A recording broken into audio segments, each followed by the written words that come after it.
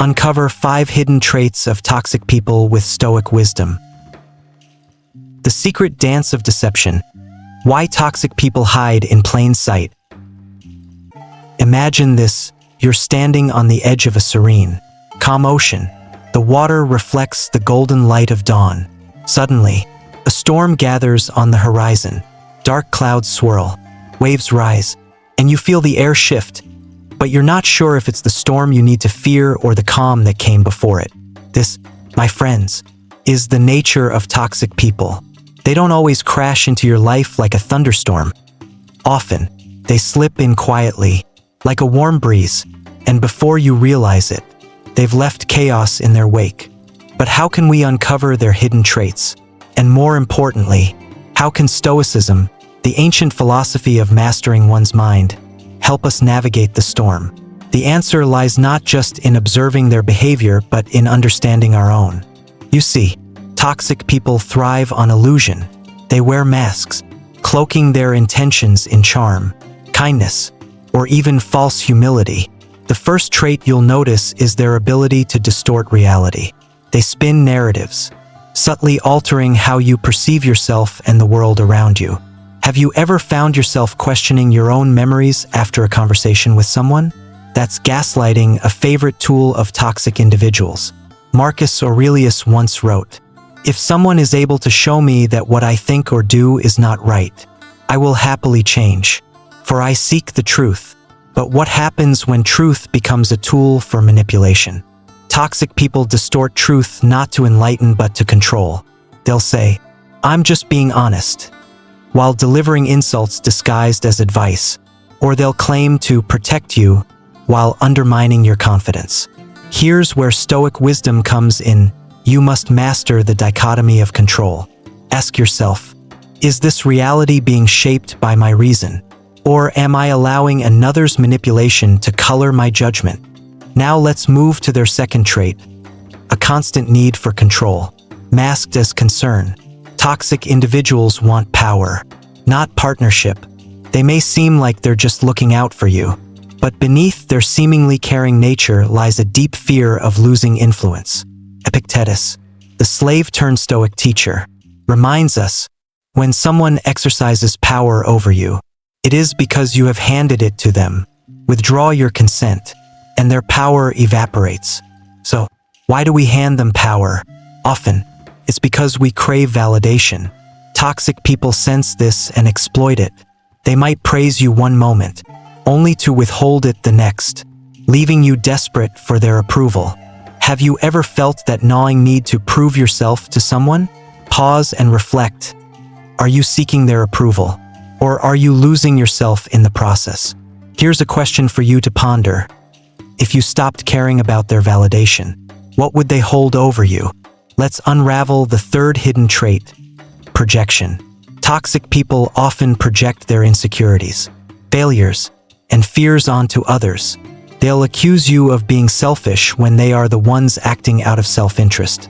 They'll call you too sensitive when you react to their hurtful words. Seneca once said, "We suffer more in imagination than in reality." And that's exactly what toxic people capitalize on. They make you question your reality until their projection becomes your burden. To counter this, Stoicism teaches us to ground ourselves in what is true and observable. Next time you feel attacked, ask yourself, is this about me, or is it a reflection of them? You'd be surprised how often the latter is true. The storm of toxic traits doesn't end there. But for now, I'll leave you with one final question. What would it mean to truly see people as they are? Without the masks they wear, would it free you or terrify you? The parasitic pattern. Why toxic people feed on your energy? Let's pick up where we left off. Toxic people wear masks to hide their intentions. But what happens when they get close? When they latch on? That's when the fourth hidden trait reveals itself. They drain your energy like a parasite. Imagine this: you wake up feeling refreshed, ready to tackle the day. But then, you interact with someone who leaves you exhausted, confused, or emotionally drained. Toxic people are energy thieves. They pull you into endless cycles of drama, guilt, or arguments, feeding off your reactions to sustain their sense of control. Marcus Aurelius said, "You have power over your mind, not outside events. Realize this, and you will find strength." But here's the problem. Toxic people thrive on making you forget this truth. They provoke you, knowing that your emotional reaction feeds their need for attention or power. They'll bring up old arguments, twist your words, or make subtle jabs that leave you second-guessing yourself. They push you to a breaking point and then say, "Why are you so sensitive?" Stop for a moment. Think about someone who consistently leaves you feeling drained. Do they truly bring value to your life? Or are they feeding off your energy like a leech? Stoicism teaches us a powerful tool to combat this: detachment. Seneca advised, "We suffer not from the events in our lives, but from our judgment about them." What does this mean when dealing with toxic people? It means learning to step back emotionally.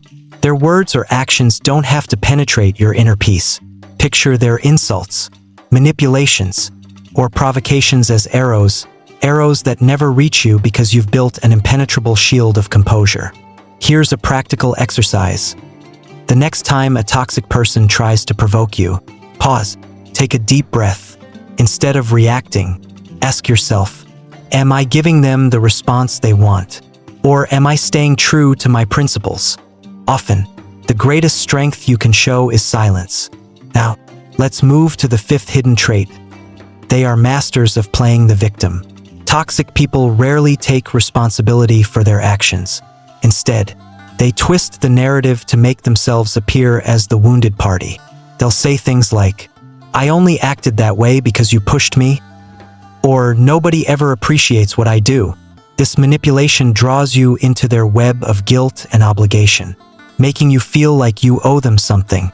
Epictetus warned us, "It's not what happens to you, but how you react to it that matters." Toxic people want you to react to their victimhood because it shifts the focus away from their behavior and onto your sense of duty. But here's the hard truth.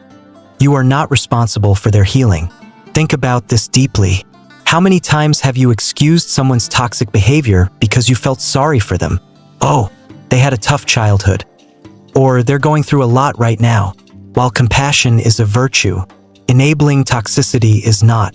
Stoicism reminds us that true compassion must be balanced with boundaries. Ask yourself, am I helping this person? Or am I simply allowing them to drag me down? To break free from the grip of victim playing, you must embrace what Stoics call objective observation. Look at their actions, not their words. Are they taking steps to improve themselves? Or are they using their pain as a weapon? Once you see the pattern, you can choose to step away without guilt. Now, let's explore the deeper implication of these traits. Toxic people don't just harm others. They harm themselves by refusing to take responsibility, by draining others instead of building themselves. They create a life devoid of growth and meaning. And here's where we flip the script. Are there moments when you, too, exhibit these traits? Be honest. Do you sometimes manipulate situations to your advantage? Do you avoid responsibility by blaming others? This is where Stoic wisdom truly transforms us. Marcus Aurelius urged, "Be tolerant with others and strict with yourself." It's easy to identify toxicity in others, but it takes courage to confront it within ourselves. I'll leave you with this question to ponder. If you discovered that your own behavior was toxic, would you have the strength to change it? Or would you, too, cling to the mask? The unbreakable fortress. How Stoicism shields you from toxicity. You've made it this far. By now, you've started to recognize the subtle, hidden traits of toxic people, their manipulation, their parasitic tendencies, and their victimhood. But here's the most important question. How do you protect yourself without losing your compassion, your values, or your inner peace? This is where Stoicism becomes your unbreakable fortress. Let's start with a foundational idea. You cannot control toxic people, but you can control your response to them. Marcus Aurelius, perhaps the most powerful man of his time, faced betrayals, corruption, and constant political scheming. Yet, he wrote, You have power over your mind, not outside events. Realize this, and you will find strength. Toxic people thrive on making you believe you need to change them or fix the situation. But here's the truth. Your energy is better spent fortifying yourself. Step 1 in building your fortress is practicing emotional detachment. Detachment doesn't mean you stop caring. It means you stop overreacting. Imagine someone throwing insults or blame at you. Instead of internalizing their words, visualize them as smoke, insubstantial, temporary, and unable to harm you unless you let them. Ask yourself, does this person's opinion truly define me? More often than not, the answer is no. Seneca offered timeless advice. We are often more frightened than hurt, and we suffer more in imagination than in reality. Toxic people want you to live in that fear and suffering. But when you detach, their power over you evaporates. Try this next time. When someone toxic criticizes you, pause. Instead of defending yourself, say, "That's an interesting perspective." Watch how their need for control falters when you refuse to engage in their drama. Step 2 is setting clear boundaries. Toxic people thrive in unclear waters. They push limits, test your patience, and blur lines to see how much control they can gain. But boundaries are your armor. Epictetus taught, know, first, who you are and what you stand for. Then decide what you will and will not allow. Imagine you're a castle surrounded by a moat. The toxic person tries to cross, but you decide when and how the drawbridge lowers. Be clear and firm. I'm not comfortable with this conversation. Or, I need space right now. The key is consistency. Boundaries fail when we enforce them one day and ignore them the next. Ask yourself, what am I allowing in my life that I shouldn't? The answer will reveal where your boundaries need strengthening. Step 3 is cultivating inner peace. Toxic people want chaos because it gives them power. They feed on your frustration, anger, and confusion. But what if you became untouchable, calm and composed no matter what they do? This isn't about suppressing your emotions but mastering them. Marcus Aurelius reminds us, the happiness of your life depends upon the quality of your thoughts. Here's a practical exercise. Whenever you feel overwhelmed by someone's toxicity, take 5 deep breaths. Focus on the present moment, on the sensation of air filling your lungs. Remind yourself, this too shall pass. Toxicity thrives in reaction, but peace thrives in stillness. Make stillness your default state, and you'll find that toxic people lose their grip on you. Step 4 is perhaps the hardest. Forgiveness without forgetting. Forgiveness is not for them, it's for you. Holding on to anger or resentment only weighs you down, while they move on, oblivious to your pain. Seneca said, to forgive is to set a prisoner free and discover the prisoner was you. But forgiving doesn't mean allowing someone back into your life or excusing their behavior. It means releasing their hold on your thoughts and emotions. Reflect on this. Who have you been carrying in your heart as a source of bitterness? What would it feel like to finally let go? Forgiveness is the ultimate act of freedom, it says. You no longer control me. Finally, step 5 is self-awareness. Toxic people often mirror our own unresolved issues. Are you attracting toxic individuals because of unhealed wounds or unmet needs? Marcus Aurelius urged, look within. Within is the fountain of good. Self-awareness allows you to identify patterns, why you tolerate certain behaviors, why you seek validation from the wrong people, or why you struggle to let go. Here's an uncomfortable truth. Until you heal yourself, toxic people will find their way into your life. But healing doesn't mean perfection. It means progress. Start by journaling daily. Write down how interactions with certain people make you feel. Over time, you'll notice patterns and gain clarity. Let's take a moment to reflect. If you became your best self, calm, self-aware, and strong, how many toxic people would lose their power over you?